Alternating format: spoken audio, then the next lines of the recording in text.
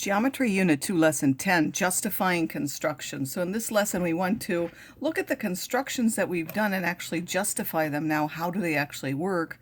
I talked about some of them while we did it, but we're going to do that more formally now. And then we want to actually prove those constructions, as I said, using things that we've done. So I'll remind you that when we went to copy an angle, here's an angle, and here is a copy of it. How did we do that?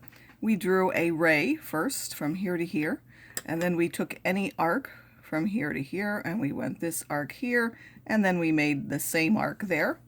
Then we measured how far this was open here with our compass, and then we took that over here and made sure that that was the same by doing an arc here. So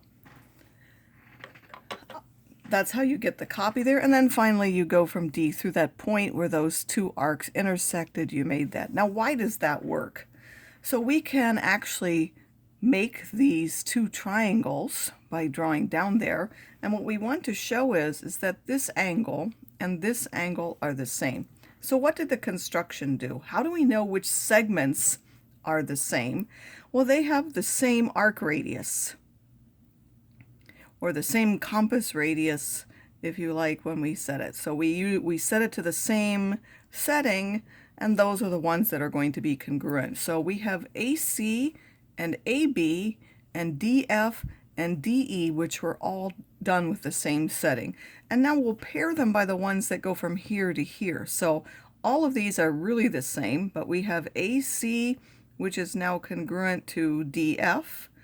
And then we also have AB, which is congruent to DE. And actually all four of those are congruent to each other. So those are actually all four congruent, but these are the ones we need paired up. And then we set a different compass setting. We went from here and we repeated that here. So we also know that, that's BC is now congruent to EF. So we have those three. So if we can now mark those, we have this is congruent to the, oh, let me do that down here. This is congruent to this. This is congruent to this. And finally, this is congruent to this one. So now we know that the triangles are congruent because of side, side, side. We have three sides that match. So we have the triangle ABC is congruent to triangle DEF.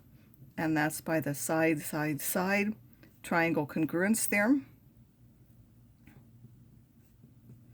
And now how does that show that the angles are congruent? So we know that the triangles are congruent, and that means that by corresponding parts of congruent triangles are congruent, we know that any particular matching part of that is congruent.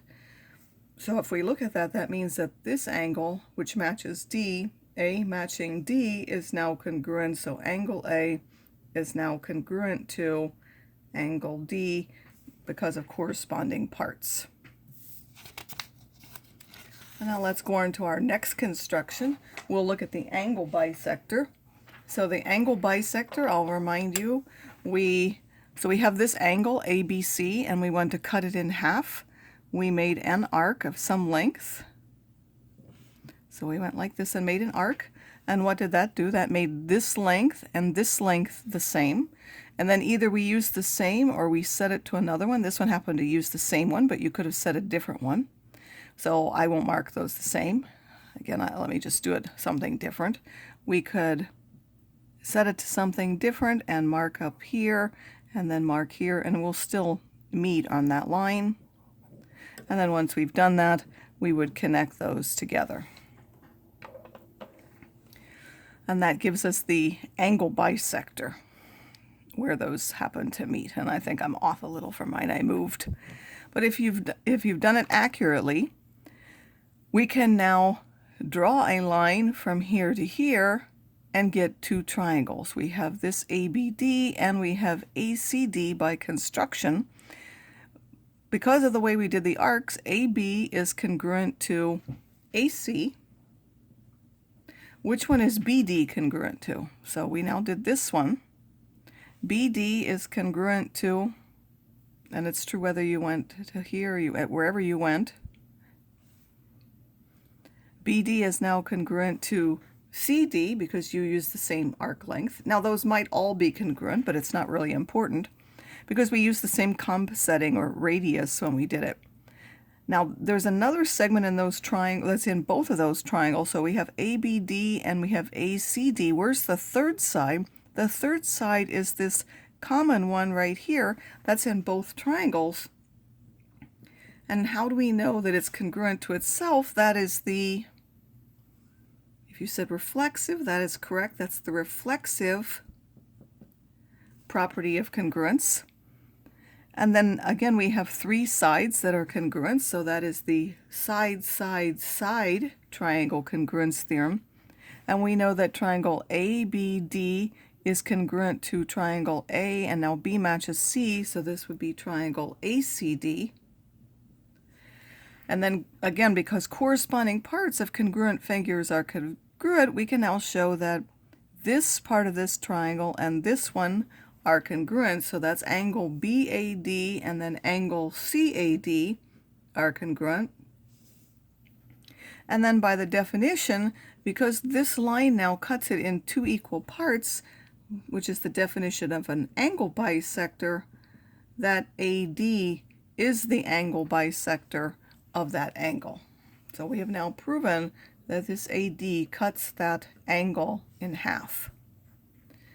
Now we want to use what we've done and construct a congruent triangle. And I'm going to show you that you could use a string. I'm going to switch to a compass in a moment. And it needs something that doesn't stretch, so you can't really use yarn, and this isn't the best, but I'm going to make a loop and put my pencil, and then I'm going to put where the compass would be, which is here, and that shows you the radius that you would have. And then you can come out here and swing that. So you can use very rudimentary or simple things to, instead of a compass. And now I don't know if I've quite kept that same length, but you would now repeat that over here, the exact same thing. And that means that this length has been repeated here and here, and that would now be a congruent triangle, or have all three sides that are the same, because we have used the same arc length for this. So we have taken this length, which is now given, and so I did pretty well with that one. And then let's see if I actually managed to get this one where it was supposed to be. That one's a little off, so we're going to go with this one, assuming that that one's more accurate than the one I did with the string. And we're now connect that, and now what we have left should be an equilateral triangle,